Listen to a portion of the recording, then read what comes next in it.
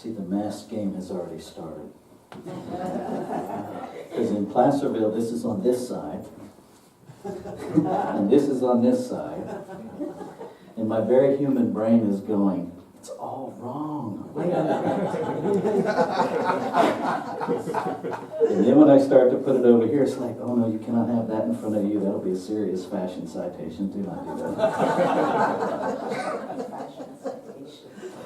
Yes, fashion citations are real. I've written many of them and received.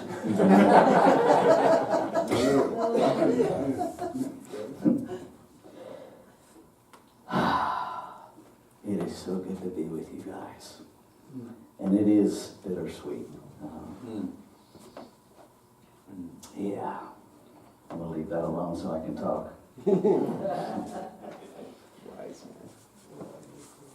We are born without a mask. If you spend any time with an infant, they don't care. They don't care. They don't care how you look at them. They don't care what you put on them. They don't care when they pee, when they poop, when they burp. They don't care.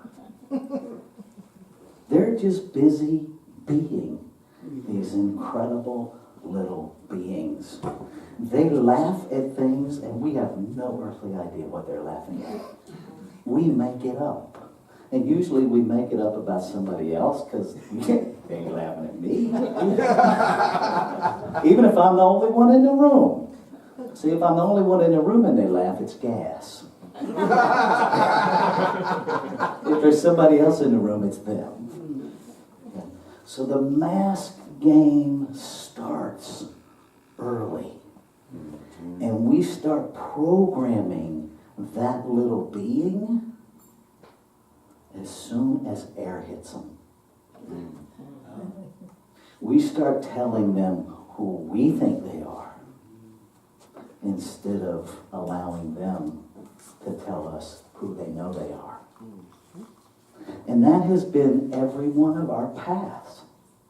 And so we have the masks of son and daughter. We have the mask of a student. We have the mask of an employee. We have the mask of a father, a mother, an aunt, an uncle. We have the mask of a white person. We have the mask of a black person. We have the mask of a native person. We have so many masks that most of us have no earthly idea who we really are. Because we can spend the rest of our earthly lives peeling off the masks. And as long as it still has a definition, it's not who we really are. Because the infinite cannot be defined. Think about that for a minute. The minute we define it, we limit it.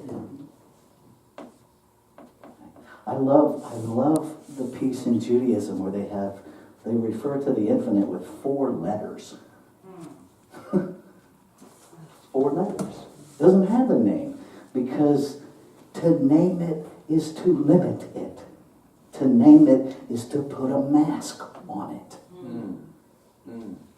And why would we do that? Because that's how we understand the world. That's why. Because that's the human journey. To define things, to limit things. Don't make us bad. Just makes us human. Okay? The truth of our being is non-dual. Okay? There's no duality in divinity. But we live in a planet filled with duality. Makes it a little challenging. Has anybody in here ever seen the comedian Carrot Top? Yeah. And he has that trunk of all those different things. That's what I imagined while I was working on this talk. It was like, I feel like Carrot Top going through my life. It's like, I come into a room and, oh, which costume? Okay, this is who you want me to be. And then I turn over here, oh, wait, you're different. Wait, now I need this. And we're exhausted. I mean, maybe it's just me. But at the end of the day, the more people I have dealt with directly correlates with how exhausted I am. And I would love to blame that on them. Okay, I'll tell you. I do blame it on them. It's not that I would love to, I do love to. And I blame it on everybody else.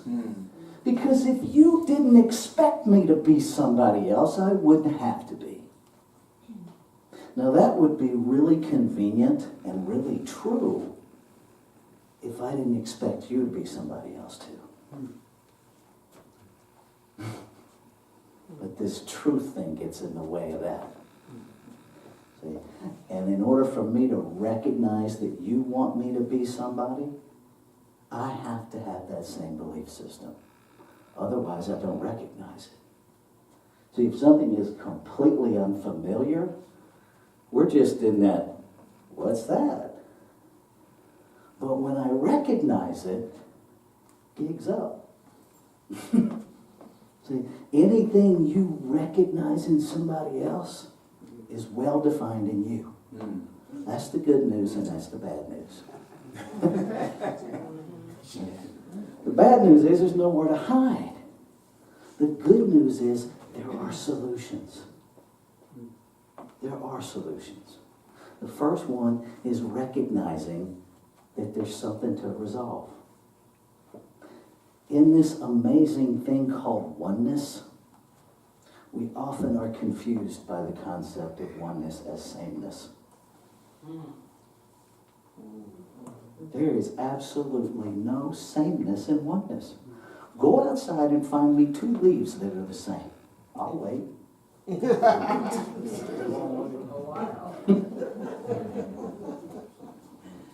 It doesn't exist. Even in vehicles that are manufactured on an assembly line to be identical, they're not. Turn the key. They have a little different sound. The motor breaks in a little differently depending on how you drive it. Every tire has a little different wear, which makes that car drive a little differently. Despite our best attempts to manufacture sameness, we can't even do it. Identical twins, are they? Not. No sameness exists in oneness. So this idea of masks that make us the same is the very thing that separates us.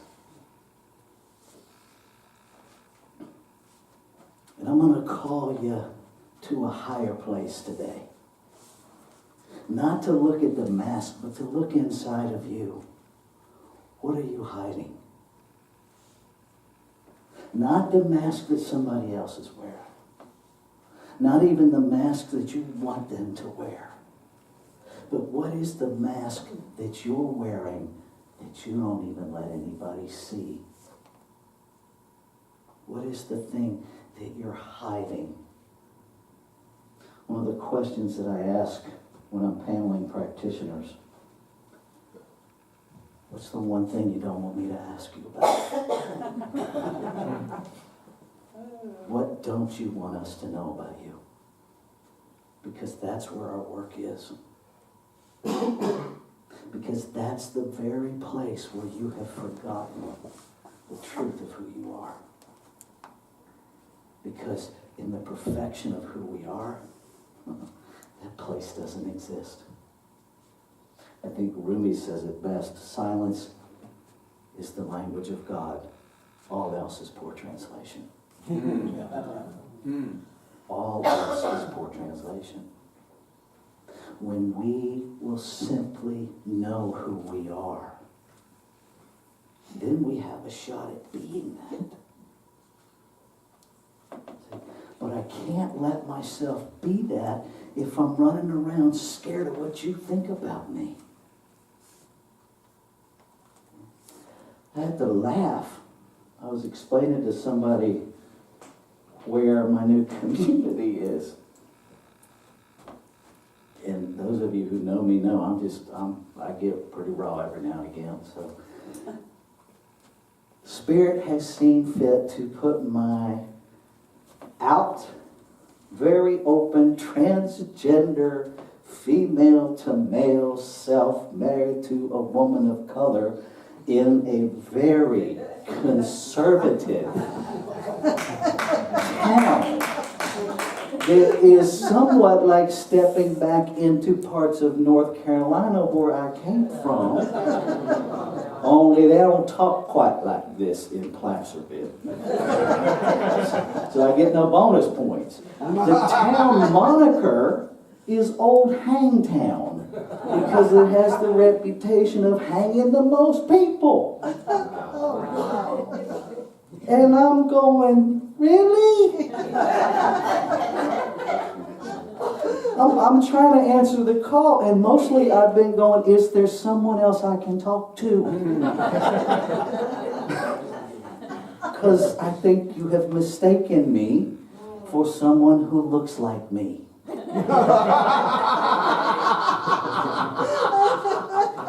Now think about that for a minute.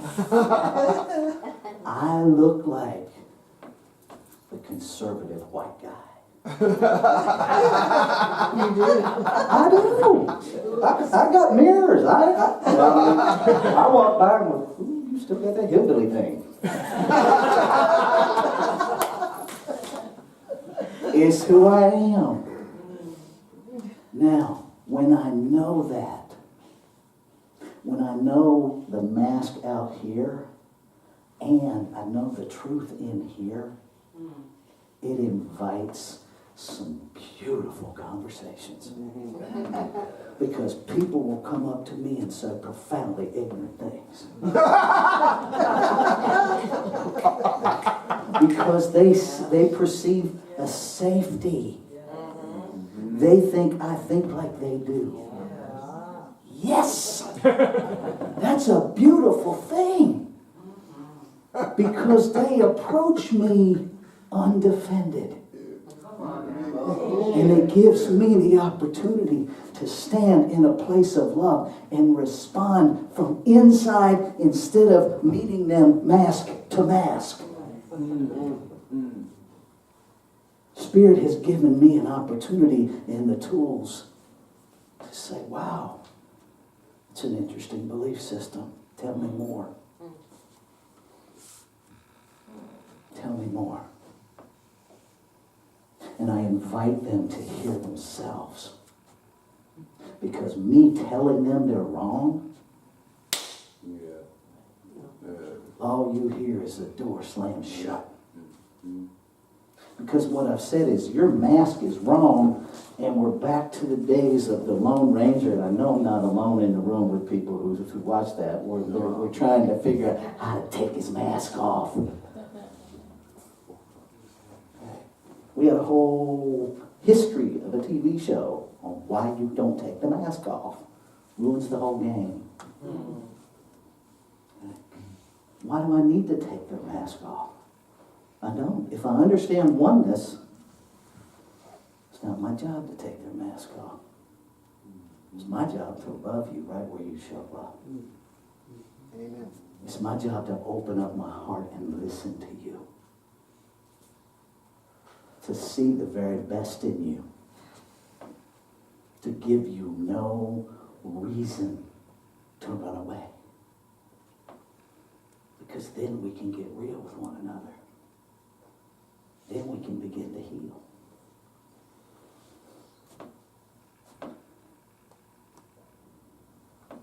Reverend Dr. Martin Luther King Jr. says this: you have very little morally persuasive power with people who can feel your underlying contempt.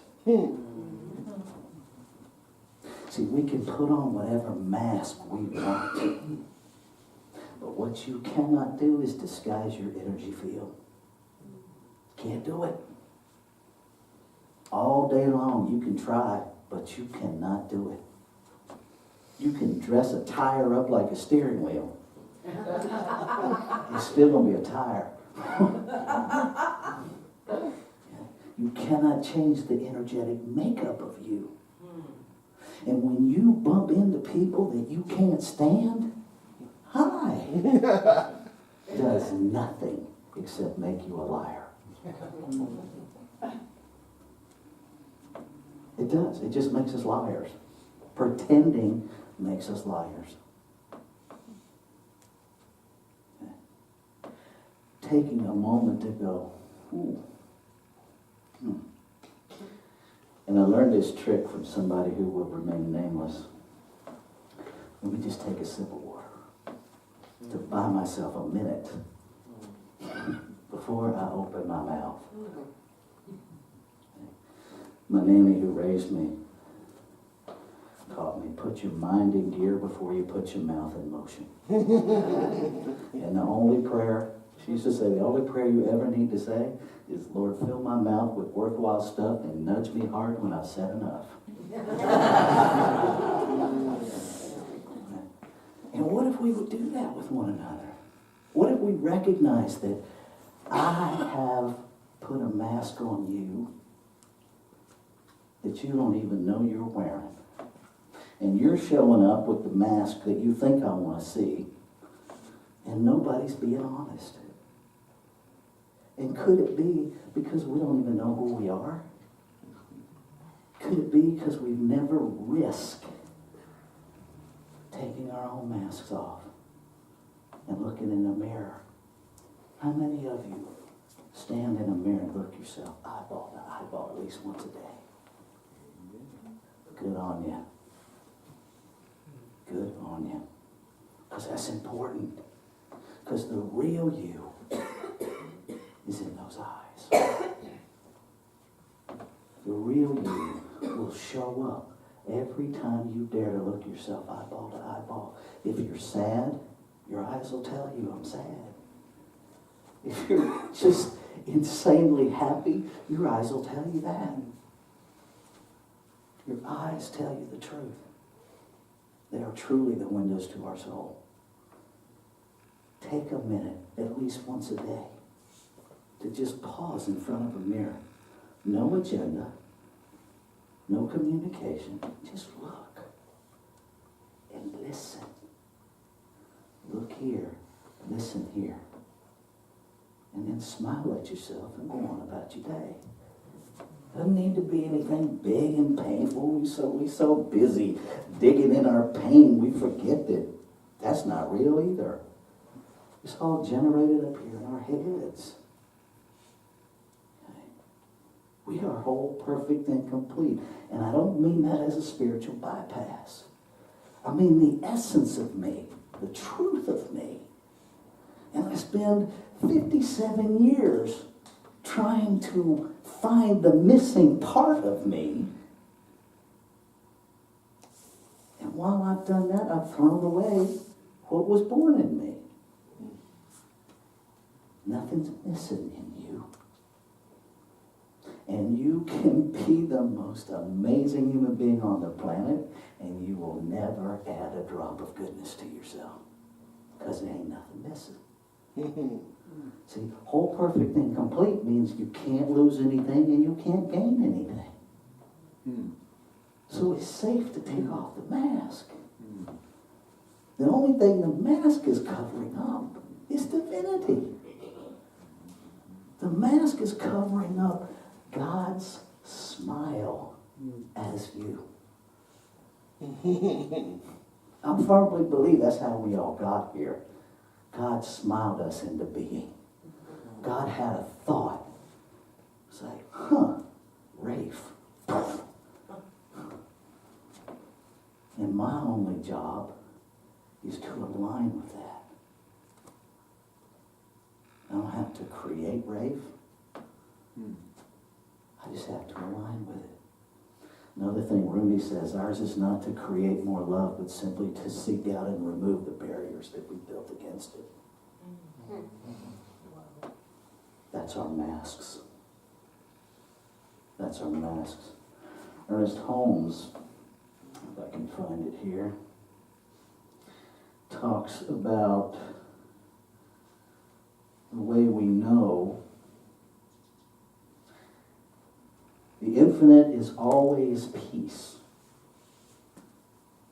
Always peace. Because there is nothing to disturb it.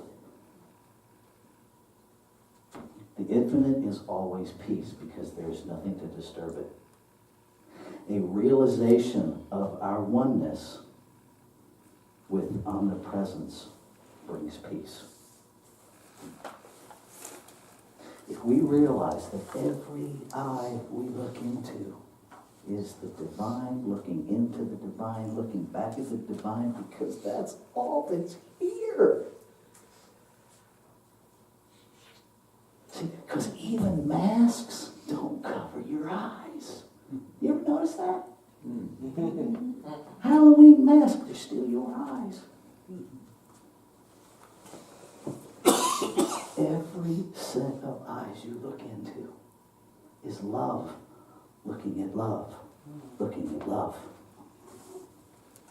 And when we know that, and I don't mean know about it, because we know about a lot of stuff. That don't mean we know it. We talk a whole lot about living. We're all really sure we're going to die, but we're all not really sure we're going to live. Which mask are you wearing? Everybody dies, but not everybody dares to live.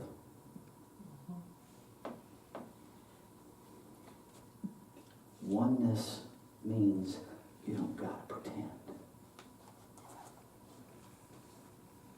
It also means quit looking for your sameness. Quit looking for agreement. Quit looking for permission to be you. It was born in you. The fact that you're here is your permission to be you. This vehicle, that's our permission slip. It's not who you are. Who you are is inside. This is the vehicle we're traveling in. That still small voice that moves you when you look at a flower. That little oof that comes up that you can't explain sometimes. That's who you are. Are you willing to throw everything away that you think is who you are to be who you are? Let's take this into prayer.